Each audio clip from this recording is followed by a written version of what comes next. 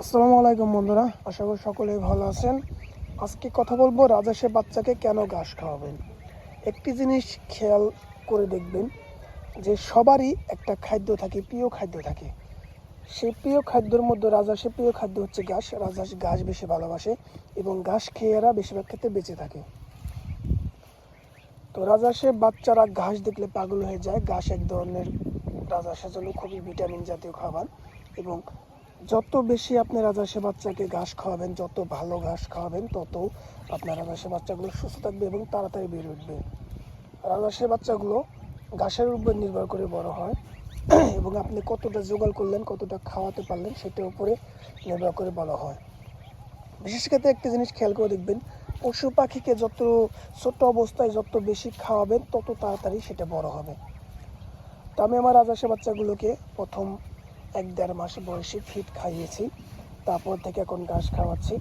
তো আমার বাচ্চাগুলো খুব সুন্দর ঘাস খাচ্ছে। সবসময়ই আমার রাজহাঁসের বাচ্চাগুলো ঘাস খায়। দিনে কমপক্ষে 2 বার আমি আমার আম বাগানে নিয়ে আসি, এখানে বাচ্চাগুলো সুন্দর ঘাস খায়।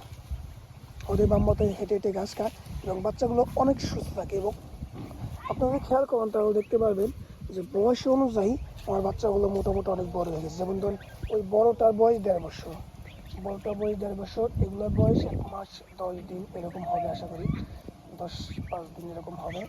এবং এখানে আছে এর থেকেও ছোটো আছে, এই যে একটা ছোটো, এখানে 2টা ছোটো, এই যে একটা বড়, এই বড় আর যেখানে একটা বড় দেখেন, এই 2টা বড় হচ্ছে এক সমান। এই জন্য মোটামুটি 2টা বড় হয়ে গিয়েছে। তো এইভাবে হয়তো খেয়াল করতে পারছে না, কিন্তু আমি যখন এভাবে কাছে নেব তখন খেয়াল করবেন যে বাচ্চাটা কতটা বড়। তো যেটা বলতেছিলাম, অবশ্যই রাজহাঁসের বাচ্চাগুলোকে ঘাস খাওয়াতে দেখবেন। রাজহাঁসের বাচ্চা ঘাস দেখলে পাগল হয়ে যায় খাওয়ার জন্য। তো আপনার যত বেশি রাজহাঁসের বাচ্চাগুলোকে ঘাস খাওয়াবেন তত দ্রুত আপনার বাচ্চাগুলো বড় হবে এবং অনেক সুস্থ থাকবে এবং সবল থাকবে।